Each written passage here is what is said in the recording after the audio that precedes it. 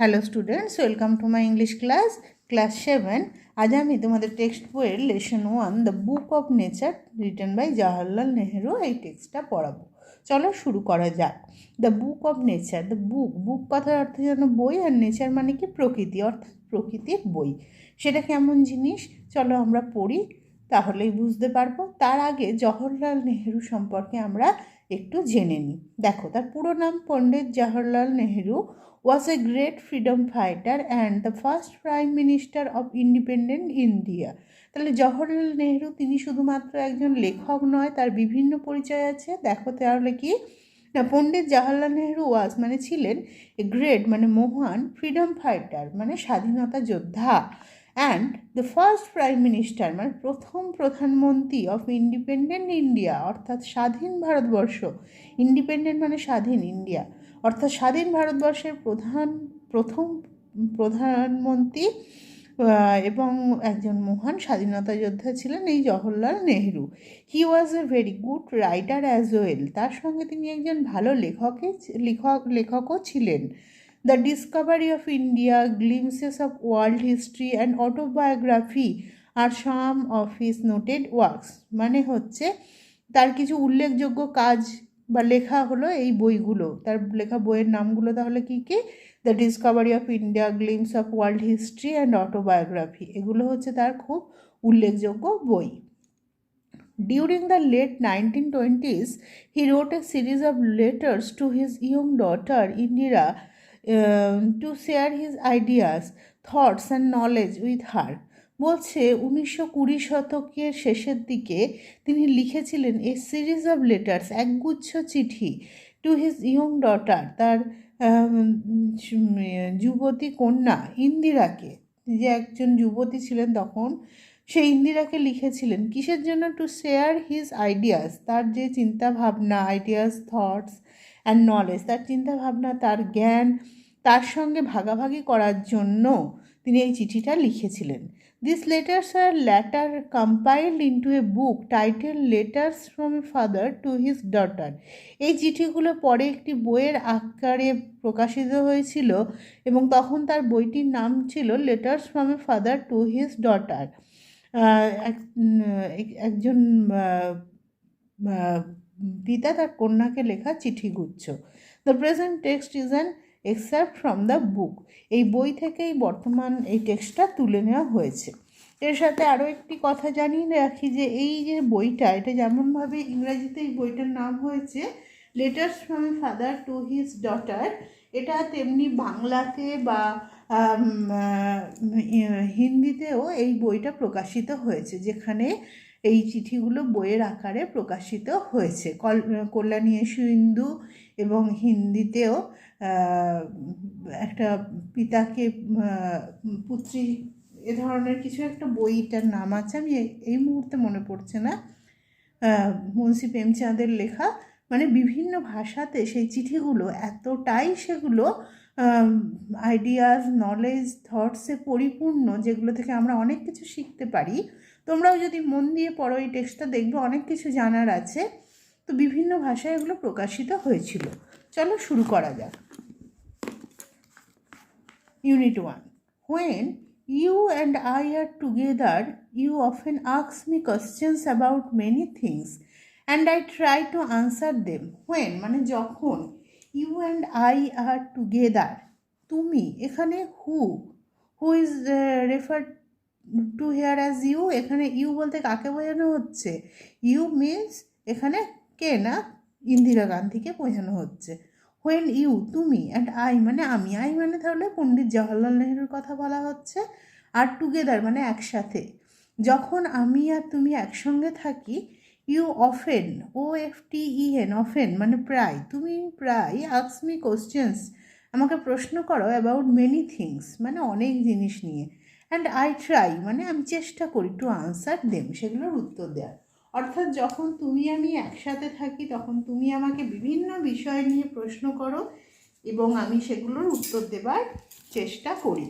Now that you are at Mussoorie and I am in Allahabad, we can not have this talks এখন যখন তুমি মুসৌরিতে আছো and I am in Allahabad, আমি এলাহাবাদে আছি, we can not have this talks, আমাদের এই ধরনের কথাবার্তা হচ্ছে না। তাহলে আমরা বুঝতে পারছি যে এই চিঠিটা যখন লেখা হচ্ছে তখন পণ্ডিত জওয়াহরলাল নেহরু ওয়াজ ইন এলাহাবাদ, তিনি তখন এলাহাবাদে ছিলেন, and Indira Gandhi was at Mussoorie, তখন ইন্দিরা গান্ধী মুসৌরিতে ছিলেন।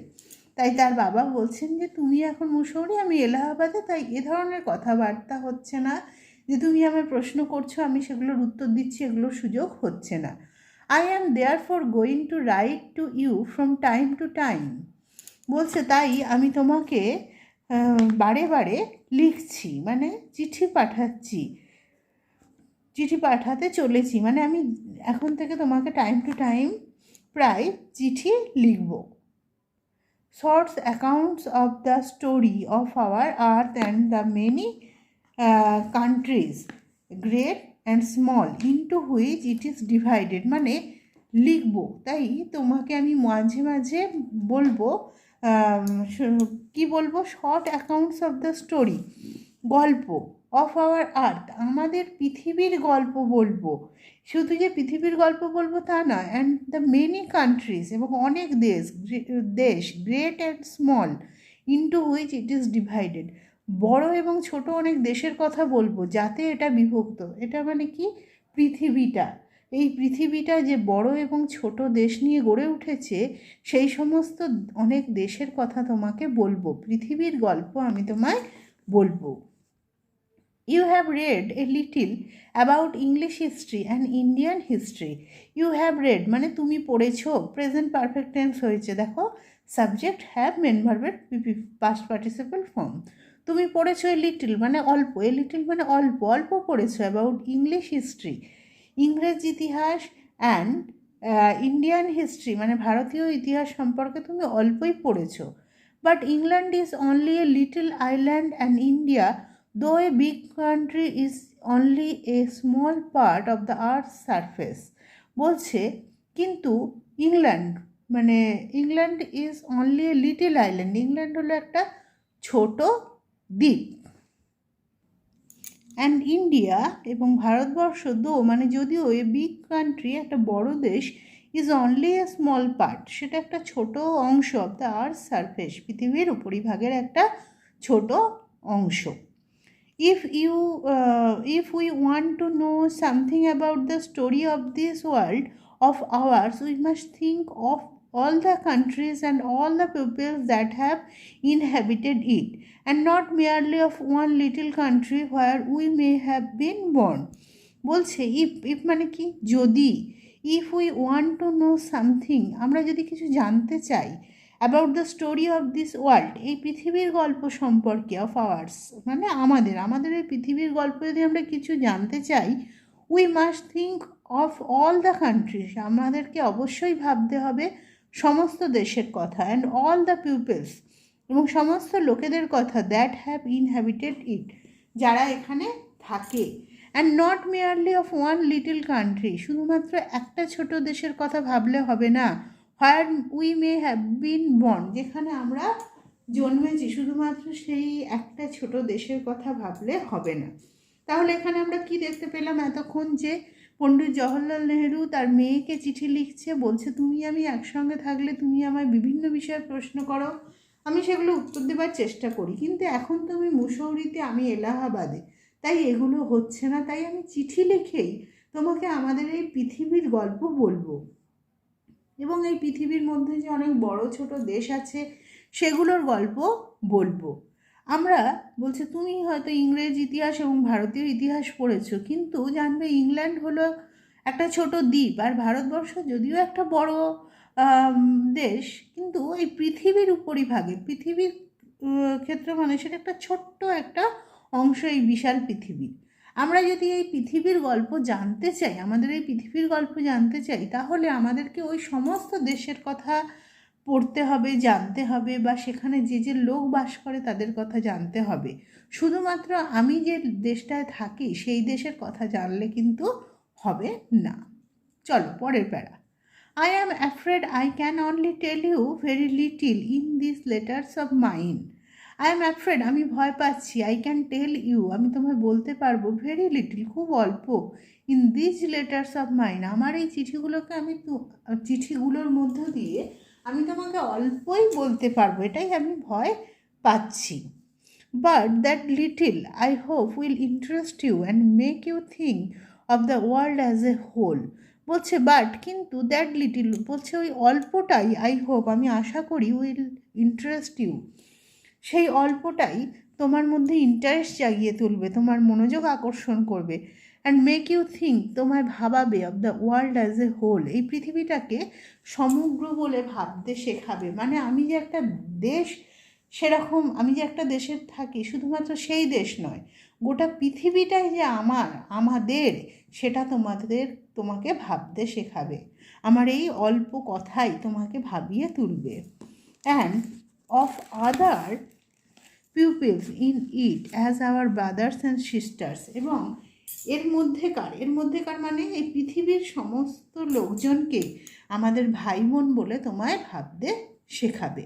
তাহলে তিনি বলছেন যে আমার মনে হচ্ছে আমি আমার চিঠিতে অল্পই তোমাকে বলতে পারবো, কিন্তু আমার মনে হয় আমার সেই অল্প কথা বলাই তোমার মধ্যে ইন্টারেস্ট জাগিয়ে তুলবে। তুমি এই পুরো পৃথিবীটাকে একটা সামগ্রিক জিনিস হিসেবে, যে পুরো পৃথিবীটা আমাদের সবার, এরকম ভাবতে পারবে। এবং এই পৃথিবীতে যারা থাকে তারা যে এই দেশ ওই দেশ অন্য দেশ এরকম নয়, তারা সবাই আমার ভাই বোন, এরকমভাবে চিন্তা ভাবনা করতে পারবে তুমি আমার কথা শুনে। When you grow up, you will read about the story of the earth and her peoples in fat books, and you will find it more interesting than any other story or novel that you may have read. বলছে when you grow up, যখন তুমি বড় হবে, you will read, তুমি পড়বে, about the story of the earth, পৃথিবীর গল্প, and her peoples, এবং তার লোকজনের কথা, in fat books, মোটা মোটা বইতে, and you will find it more interesting, তুমি দেখবে সেটা অনেক বেশি ইন্টারেস্টিং মানে আকর্ষণীয়, দ্যান এনি আদার স্টোরি, অন্য যে কোনো গল্প আর নোভেল মানে উপন্যাস, that you may have read, তুমি যে পড়েছো যেসব গল্প এবং উপন্যাস, তার থেকেও এটা অনেক বেশি ইন্টারেস্টিং, অনেক বেশি আকর্ষণীয় বলে মনে হবে। তাহলে তিনি কি বলছেন, যে তুমি যখন বড় হবে তখন এই পৃথিবীর গল্প এবং এই পৃথিবীর লোকজনের কথা তুমি মোটা মোটা বইতে পড়বে, এবং তখন তুমি দেখবে তুমি যে গল্প বা তুমি যে উপন্যাস পড়েছো সেগুলোর থেকেও এটা অনেক বেশি আকর্ষণীয় বা ইন্টারেস্টিং। দেখো পরের para, you know of course that our earth is very very old, millions and millions of years old. You know, তুমি জানো, অফকোর্স মানে অবশ্যই, তুমি অবশ্যই জানো, দ্যাট মানে যে, তুমি অবশ্যই জানো যে our earth is very very old, অর্থাৎ আমাদের পৃথিবী খুব খুব পুরনো। কত পুরনো? Millions and millions of years old, অর্থাৎ মিলিয়ন্স মানে লক্ষ লক্ষ লক্ষ বছরের পুরনো আমাদের পৃথিবী। And for a long long time there were no men or women living in it. বলছে লং লং টাইম, দীর্ঘদিন ধরে, there were no men or women living it, এখানে কোনো নারী পুরুষ বাস করতো না। তাহলে তুমি জানো যে আমাদের পৃথিবী খুব পুরনো, কত পুরনো? Our earth is very very old, millions and millions of years old, millions মানে লক্ষ লক্ষ লক্ষ বছরের পুরনো, এবং অনেক দিন ধরে এখানে কোনো নারী পুরুষ বাস করতো না। তাহলে কে বাস করতো? Before the men came there were only animals, অর্থাৎ মানুষ আসার আগে, বিফোর দ্য মেন কেম মানে মানুষ আসার আগে, দেয়ার ওয়ার অনলি অ্যানিমালস মানে সেখানে শুধু প্রাণী ছিল। And before the animals there was a time when no kind of life existed on the earth, এবং বিফোর দ্য অ্যানিমালস মানে প্রাণীদের আগে, মানুষ আসার আগে তো প্রাণীরা থাকতো, প্রাণীদের আগে দেয়ার ওয়াজ এ টাইম, এমন একটা সময় ছিল, when no kind of life exist মানে অস্তিত্ব, যখন কোনো ধরনের প্রাণের অস্তিত্ব ছিল না অন দ্য আর্থ, এই পৃথিবীতে কোনো প্রাণের অস্তিত্ব ছিল না। It is difficult to imagine this world of ours which is so full today of all kinds of animals and men to be without them. বলছে ইট ইজ ভেরি ডিফিকাল্ট, এটা খুব কঠিন, টু ইমাজিন মানে কি? কল্পনা করা, এটা কল্পনা করা খুব কঠিন, দিস ওয়ার্ল্ড এই পৃথিবীটাকে এভাবে কল্পনা করা খুব কঠিন, of ours which is so full today, যেটা আজ এত পরিপূর্ণ। তাহলে বলো তোমরা, আমরা পৃথিবীতে যে থাকি সেই পৃথিবীটায় শুধুমাত্র আমাদের দেশ নয়, এই বিশাল পৃথিবীটায় কত কত কত মানুষ থাকে, কত কত লক্ষ কোটি মানুষ থাকে। বলছে সেই পৃথিবীটা যেটা আজ কিনা এত প্রাণী এত মানুষে ভরা, টু বি উইদাউট দেম, সেগুলো ছাড়া এই বিশাল ফাঁকা পৃথিবীটাকে আমাদের পক্ষে কল্পনা করাও খুব কঠিন। তোমরা নিজেরা চোখ বোঝো এবং ভাবো যে আজ যে পৃথিবীতে গিজগিজ করছে মানুষ, প্রাণী, ঘরবাড়ি, এত কিছু, একটা টাইম যে এই পৃথিবীটা ফাঁকা, সেখানে কোনো মানুষ, কোনো অ্যানিম্যাল, কোনো প্রাণের অস্তিত্বই নেই, এরকম পৃথিবী কল্পনা করা আমাদের পক্ষে কিন্তু খুব কঠিন। But scientists and those who have studied and thought a great deal about these matters tell us that there was a time when the earth was too hot for any living being to live on it. বলছে তাহলে আমাদের মনে স্বভাবতই প্রশ্ন আসে যে আজ এত মানুষ, এত প্রাণী, তাহলে একদিন কেন এই এত বিশাল পৃথিবীতে কেউ থাকতো না, কোনো মানুষ ছিল না, কোনো প্রাণ ছিল না, কেন না? বলছে বাট সায়েন্টিস্ট মানে বিজ্ঞানীরা, and those who have studied and thought, যারা পড়াশোনা করেছেন, and thought a great deal about this, এগুলো নিয়ে খুব ভাবনা চিন্তা করেছেন, এই বিষয়গুলো নিয়ে যে কেন মানুষ ছিল না বা কী ছিল, এই সমস্ত নিয়ে তারা ভাবনা চিন্তা করেছেন। টেলাস, তারা আমাদের বলেন যে দেয়ার ওয়াজ এ টাইম, একটা সময় ছিল, when the earth was too hot মানে প্রচণ্ড হট, মানে কি গরম, এমন একটা সময় ছিল যে পৃথিবী খুব গরম ছিল, for any living being to live on it, যে এনি লিভিং বিং মানে জীবন্ত প্রাণী, কোনো জীবন্ত প্রাণীর পক্ষে সেখানে বাস করা সম্ভব ছিল না। পৃথিবী তখন একটা টাইম এতটাই গরম ছিল। And if we read their books and study the rocks and the fossils মানে কি the remains of old animals, বলছে we can ourselves see that this must have been so, বলছে and if we read their books, আমরা যদি তাদের বইগুলো পড়ি, তাদের মানে সায়েন্টিস্টদের বইগুলো পড়ি, অ্যান্ড স্টাডি, এবং সে স্টাডি করি, পর্যবেক্ষণ করি, দ্য রক্স মানে পাথর, অ্যান্ড ফসিলস মানে কি জীবাশ্ম মানে the remains of old animals, অর্থাৎ প্রাচীন প্রাণীদের, জীবজন্তুদের দেহবসাস, তাকে ফসিলস বলা হয়, সেগুলো নিয়ে আমরা পর্যবেক্ষণ করি, পাথর, জীবাশ্ম নিয়ে। We can ourself see that, আমরা নিজেরাই সেটা দেখতে পাবো, that this must have been so, যে হ্যাঁ এটা অবশ্যই সেরকমই ছিল। তাহলে বলছে আমরা যদি তাদের বই পড়ি, বিজ্ঞানীদের বইগুলো পড়ি এবং পাথর এবং জীবাশ্ম নিয়ে পর্যবেক্ষণ করি, তাহলে আমরা নিজেরাই দেখতে পাবো যে হ্যাঁ এটা এরকমই ছিল, যে এমন একটা টাইম ছিল যে পৃথিবী খুব গরম ছিল, এতটাই গরম ছিল যে তখন কোনো প্রাণের অস্তিত্ব পৃথিবীতে ছিল না। তাহলে আমরা কি পড়লাম এখানে, যে আমরা জানি যে পৃথিবী খুব খুব পুরনো, লক্ষ লক্ষ বছরের পুরনো, কিন্তু সেই পৃথিবীতে যে মানুষ এলো, মানুষদের আগে কারা থাকতো?